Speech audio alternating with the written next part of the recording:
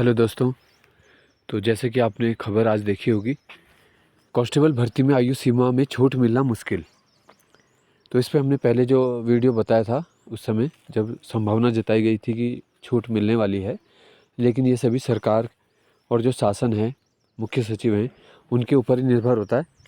तो आयु सीमा में संभावना आयु सीमा बढ़ाने की संभावना का परीक्षण कराएगी सरकार।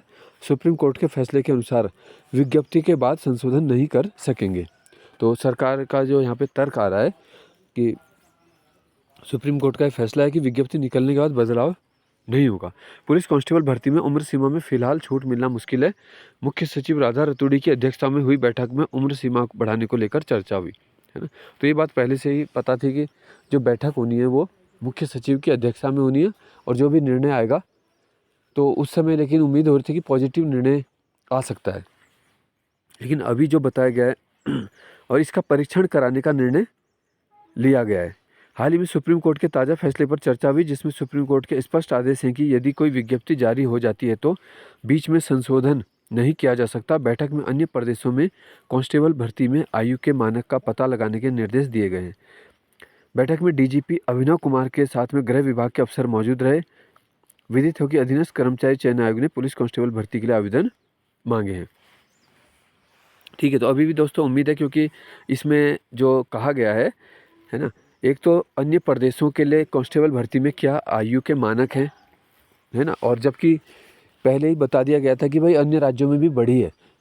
तो अगर अन्य राज्यों का उदाहरण देखेंगे तो फिर तो बढ़ सकती है, क्योंकि अन्य राज्यों में ऐसा हो चुका है ना। तो ये फिर अगर इसको बेस बनाएंगे तो फिर मेरे हिसाब से बढ़ना चाहिए, है ना। लेकिन अब तक वो चीज़ें देख लेनी चाहिए थी, क्योंकि ये तो कोई बड़ी बात नहीं है भाई। जो शासन स्तर पे बात लोग बैठे हुए हैं तो वो अन्य राज्यों से विज्ञप्ति मंगवाना या पत्राचार करना वो पहले हो जाना चाहिए था। लेकिन अभी बोला गया है तो कम से कम चलो क्या पता अभी हो जाए, है ना। क्योंकि अगर आयु सीमा बढ़ती है तो फिर कुछ दिन और आयोग देगा विज्ञापन के लिए, है ना।